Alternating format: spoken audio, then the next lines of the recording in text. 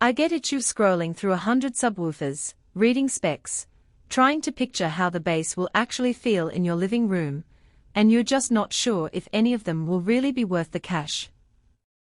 You've probably had that moment where you imagine splurging on a big box, only to end up with a rumble that either overwhelms the dialogue or gets lost behind the couch.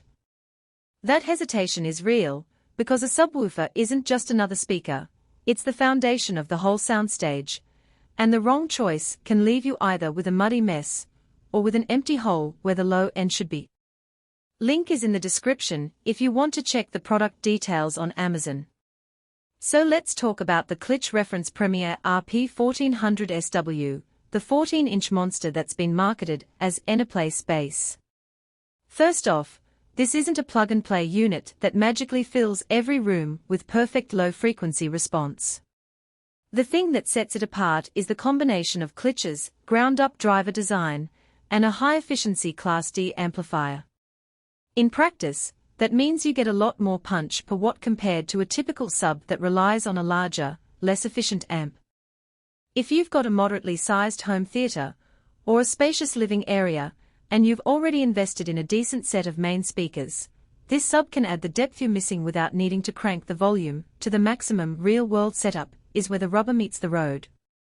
Because the RP1400SW uses a 14-inch driver, it has the surface area to move a decent amount of air, which translates to that monster bass feel. However, that also means the enclosure is fairly heavy, around 50 pounds, so you'll want a solid spot on the floor or a sturdy platform. I've seen people place it on a carpeted area and get a tighter, more controlled thump, whereas putting it directly on a hard floor can cause the bass to become boomy and less defined. The built-in advanced acoustics technology includes a front-firing port that helps smooth out the response, but you still need to do a quick test, play a test tone, or a bass-heavy movie scene and walk around the room. If you notice the low frequencies swelling in one corner and disappearing in another, a little repositioning, usually just a few inches, makes a big difference. Who should consider this sub? If you already have a 5.1 or 7.1 home theater system and you're looking for that extra oomph on explosions, action movies, or music with deep drums, the RP1400SW slots in nicely. The balanced performance claim isn't just marketing fluff. The sub's internal DSP lets you tune the crossover point and phase to match your main speakers, which is a real boon when you're trying to avoid that double bass effect where the sub and the main speakers fight each other. It also plays well with most AV receivers that support automatic room correction. Just run the calibration and let the receiver handle the fine-tuning. For music lovers who enjoy genres like electronic, hip-hop, or orchestral scores, the added low end can make the experience feel more immersive, especially if you're sitting a few feet away from the front speakers. On the flip side, if you're living in a small apartment, have a compact bookshelf setup, or you're on a tight budget, this might be overkill.